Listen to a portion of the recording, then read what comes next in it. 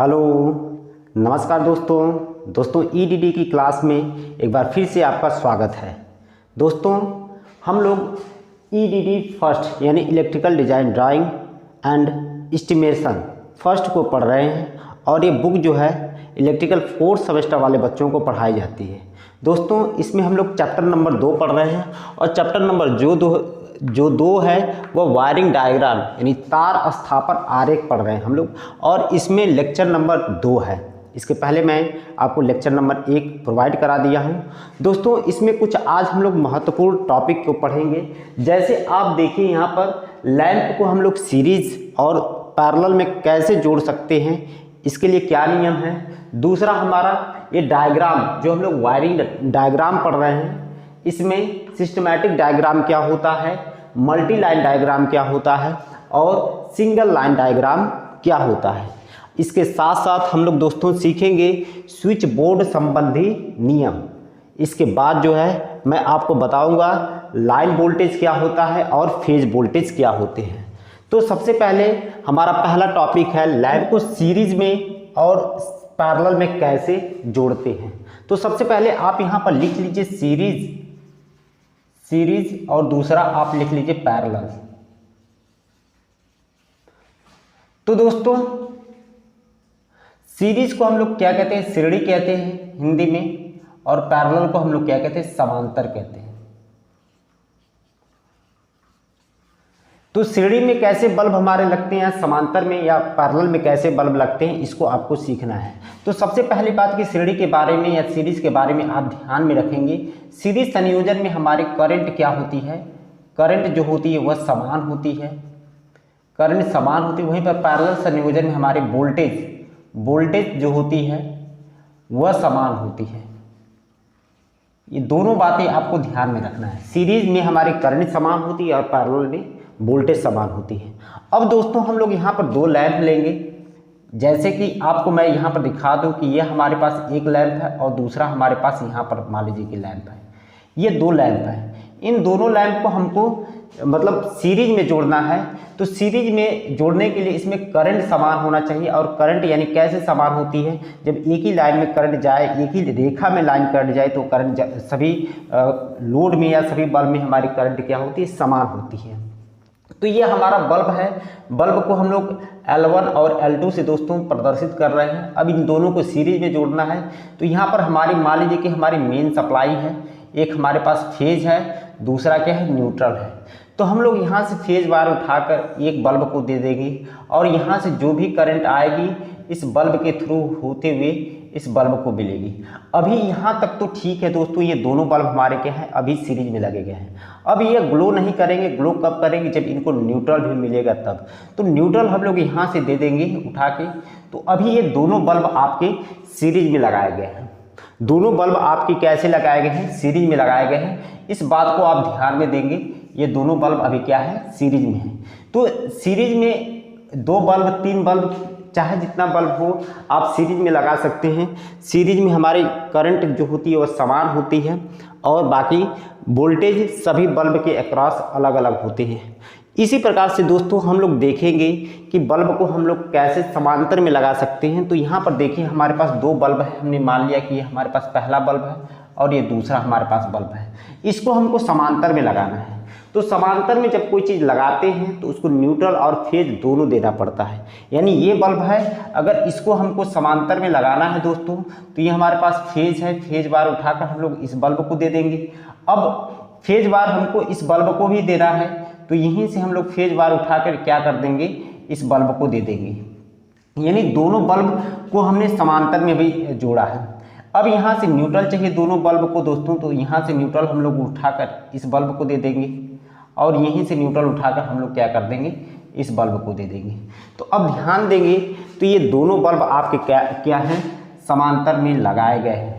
तो इस तरह से संयोजन आप सीढ़ी में करते हैं और समांतर में करते हैं।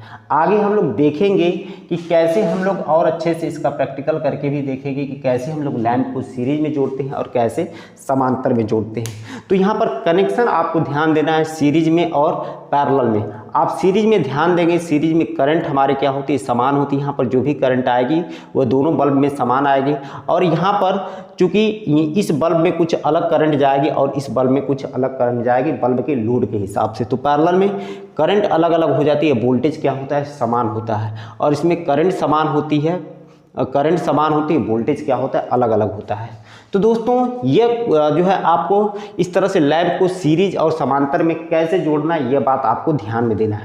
एक सिंपल सा तरीका मैं और आपको समझा दूं कि मान लीजिए कि यह हमारे पास फेज है, एक फेज है, दूसरा न्यूट्रल है। इसमें हमको कोई बल्ब लगाना है, सिंपल सी बात है। तो बल्ब को हमको पैरेलल में लगाना है दोस्तों, तो हम सीधे सीधे यहाँ से एक फेज और न्यूट्रल में बल्ब को जोड़ देंगे, तो यह बल्ब हमारा समांतर में लग गया। अगर हमको वोल्ट मीटर लगाना है तो एक फेज और एक न्यूट्रल में लगा देंगे, तो वोल्ट मीटर ये हमारा क्या हो गया, समांतर में लग गया।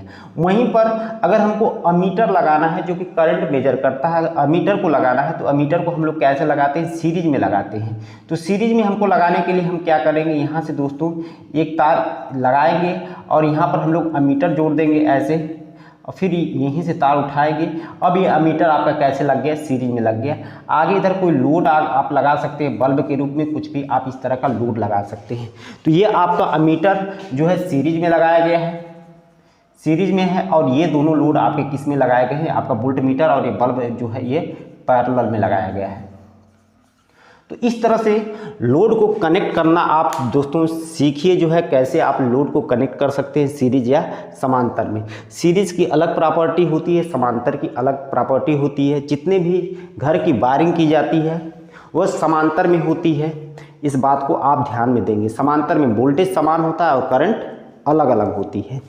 अब आपको कुछ और बातें सीखना है। सिंगल ये डायग्राम क्या होता है, इसमें सिस्टमैटिक डायग्राम क्या होता है, मल्टी लाइन डायग्राम क्या होता है और सिंगल लाइन डायग्राम क्या होता है। तो इसको समझाने के लिए मैं आपको एक फिगर बना दूं और फिगर को फिर आपको मैं अलग अलग तरीके से बताऊंगा दोस्तों। तो सबसे पहले एक बल्ब हम लोग लेंगे और उसको एक स्विच की सहायता से क्या करेंगे, ऑपरेट करेंगे, एक स्विच की सहायता से ऑपरेट करेंगे। तो दोस्तों मान लीजिए कि ये हमारे पास एक कोई बल्ब है और इसको हमको एक स्विच की सहायता से क्या करना है, ऑपरेट करना है। ये हमने सिंगल में स्विच ले लिया, यहाँ से हमको क्या करना है, बल्ब को ऑन ऑफ करना है। तो दोस्तों बल्ब को ऑन ऑफ करने के लिए ये स्विच में हमने फेज बार दे दिया और इसका एक पॉइंट उठाकर हम क्या करते हैं, इस बल्ब को दे दिए। इस बल्ब को न्यूट्रल चाहिए, तो यहाँ से हमने क्या किया, न्यूट्रल उठाया और इस बल्ब को दे दिया। इसको थोड़ा सा बीच में इसको बल्ब कर लीजिए यहाँ से दोस्तों, तो ये आपने न्यूट्रल दे दिया है।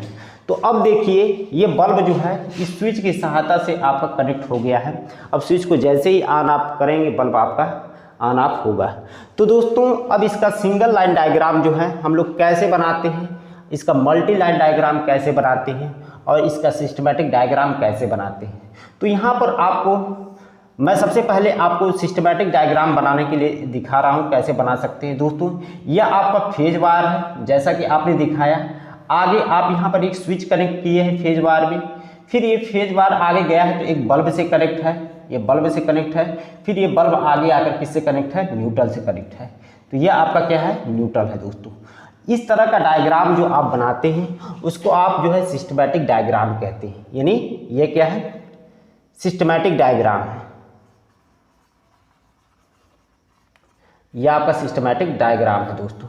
इस तरह से सिस्टमैटिक डायग्राम आपको बनाना है। उसके बाद मल्टी लाइन डायग्राम क्या होता है, मल्टी लाइन डायग्राम बनाने के लिए दोस्तों आप जो है प्रत्येक वायर को दिखाते, मल्टी का मतलब जितने भी आप तार लेकर गए रहते हैं सभी वायर को आप करते हैं, सभी वायर को आप दिखाते हैं मल्टी लाइन डायग्राम में जब भी आप बनाते हैं। तो इसका मल्टी लाइन डायग्राम कैसे बनेगा, ये जो आपको फिगर एग्जैक्ट में यहाँ पर दिखाया गया है यह मल्टी लाइन डायग्राम है, यानी जितने भी तार जिस तरह से भी गए होते हैं वो सभी के सभी आप जो है तार को दिखाते हैं। उस तरह के कनेक्शन को हम लोग क्या कहते हैं, मल्टी लाइन डायग्राम। यानी ये जो आपका अभी फिगर दिखाई दे रहा है ये आपका मल्टी लाइन डायग्राम का ही दिखाई दे रहा है। इसके बाद दोस्तों आपको सिंगल लाइन डायग्राम बनाना है। तो सिंगल लाइन डायग्राम बनाने के लिए आप क्या करते हैं, एक सिंगल लाइन खींचते हैं। आप जो है यहाँ पर जैसे आपका यहाँ पर स्विच बोर्ड लगाया गया है, ये चूँकि स्विच लगाया है तो इस स्विच बोर्ड भी आप लगाएंगे। इस तरह से आप स्विच बोर्ड दिखा सकते हैं। स्विच बोर्ड का ऐसा सिंबल होता है। स्विच बोर्ड पर यह एक तार आएगा, इस तार में हमारे क्या होंगे, फेज और न्यूट्रल होंगे। यहाँ पर फेज और न्यूट्रल आएंगे, फिर फेज और न्यूट्रल हमको बल्ब को मिल जाएगी। यहाँ पर 2 तार गए होंगे। तो इसमें तार की संख्या को हम लोग एक लाइन से दिखाते हैं और जितने तार होते हैं उतनी संख्या से हम लोग काट देते हैं। यहाँ पर न्यूट्रल यानी 2, इसको काट कर 2 लाइन खींचा गया, यानी इसका मतलब क्या है कि यहाँ पर एक न्यूट्रल होगा, एक क्या होगा आपका फेज होगा। उसी तरह से एक न्यूट्रल और फेज आपका इस स्विच बोर्ड में माने एक तार आया होगा, एक तार यहीं से गया होगा, तो 2 तार यहीं पर फेज वायर के हैं। यहाँ पर फेज वायर के 2 तार है और इधर क्या है आपका, एक फेज का है, दूसरा न्यूट्रल का है दोस्तों। तो इस तरह से आप जो है सिंगल लाइन डायग्राम को भी बना सकते हैं। तो सिंगल लाइन ये आपका सिस्टमेटिक डायग्राम है। यहाँ पर आपको मल्टी लाइन डायग्राम दिख रहा है और यहाँ पर आपको सिंगल लाइन डायग्राम दिख रहा है। दोस्तों अब हम लोग देखेंगे स्विच बोर्ड से संबंधित कुछ नियम को। तो सबसे पहले स्विच बोर्ड से संबंधित कुछ नियम क्या होते हैं मैं आपको बता दूं कि जो भी स्विच बोर्ड होते हैं उनको बनाने के लिए सबसे पहले आप ध्यान में रखिए कि जो भी स्विच होती हैं इनको हमेशा हम लोग फेज वायर से जोड़ते हैं, ये बात आपको ध्यान देना है। जो स्विच होते हैं वो उसको हमेशा क्या देना चाहिए, फेज वायर, न्यूट्रल कभी भी हम स्विच को नहीं देते हैं। दूसरी बात कि जो भी हमारे सॉकेट होते हैं उनको भी क्या चाहिए, उनको फेज और न्यूट्रल दोनों चाहिए, ये बात आप ध्यान में रखेंगे। और तीसरी बात आप ध्यान में रखें कि जो चीज़ जलती है और जो चीज़ चलती है, जलने का मतलब जो होता है हमारे जैसे लाइट हो गया, फैन हो गया, ट्यूबलाइट हो गया, बल्ब हो गया, चाहे जिस तरह के भी बल्ब हो, जिस तरह के भी मोटर हो, सिंगल फेज, इस तरह के जो भी हमारे मोटर रहते हैं, इनको ऐसे आप लिख सकते हैं जो चीज़ जलती है, जलती का मतलब लाइट, आपका जितने भी प्रकार की लाइट होती है, लाइट हो गई, या जितने भी प्रकार के हमारे पास सिंगल फेज फैन होते हैं, इनको फेज और न्यूट्रल दोनों चाहिए। और जो है आप हमेशा एक चीज़ और ध्यान में रखेंगे कि जो हमारे सॉकेट आउटलेट यहाँ पर जैसा कि लिखा गया है कि इसको भी फेज और न्यूट्रल दोनों चाहिए। तो ये सामान्यतः 3 आप जो है नियम ध्यान में रखेंगे स्विच बोर्ड से संबंधित। यानी स्विच को हम हमेशा फेज वायर देते हैं, सॉकेट को हम फेज और न्यूट्रल दोनों देते हैं, चाहे हमारे 3 पिन सॉकेट हो चाहे 5 पिन सॉकेट हो।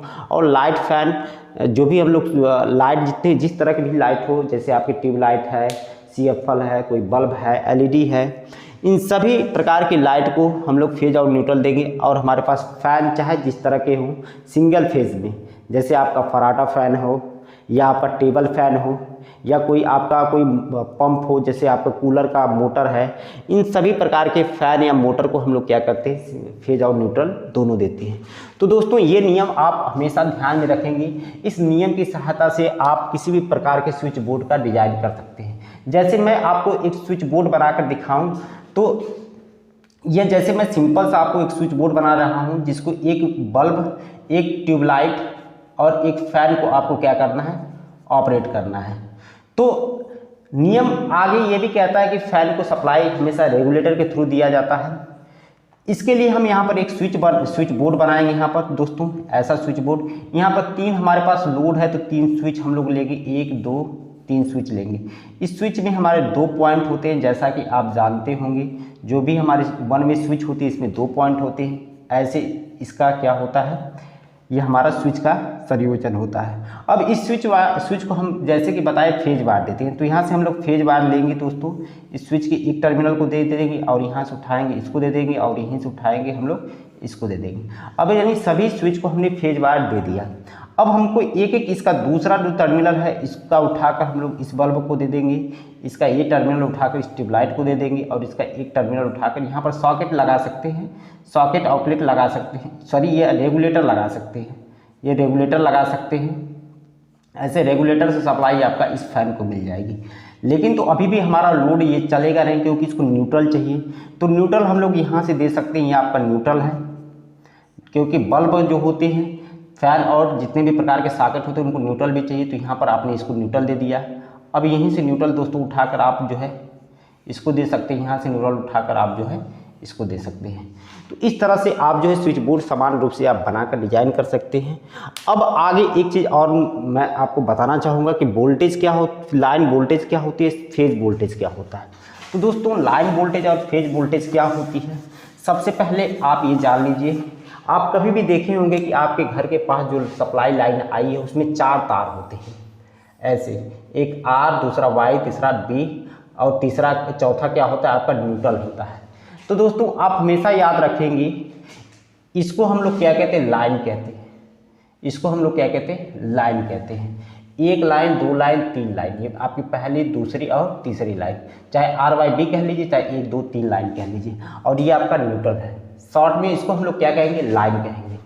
तो ये एक लाइन और एक लाइन, तो 2 लाइन के बीच के जो वोल्टेज होती है उसी को हम लोग क्या कहते हैं, लाइन वोल्टेज कहते हैं। तो दोस्तों लाइन वोल्टेज क्या होता है, लाइन वोल्टेज क्या होता है, 2 लाइन के बीच के वोल्टेज को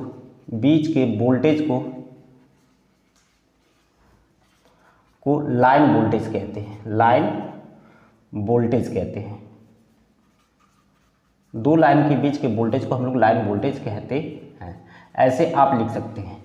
दूसरा फेज वोल्टेज क्या होता है दोस्तों, एक लाइन और न्यूट्रल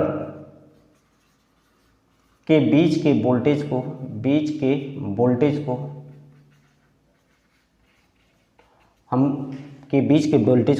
वोल्टेज कहते हैं, फेज वोल्टेज कहते हैं।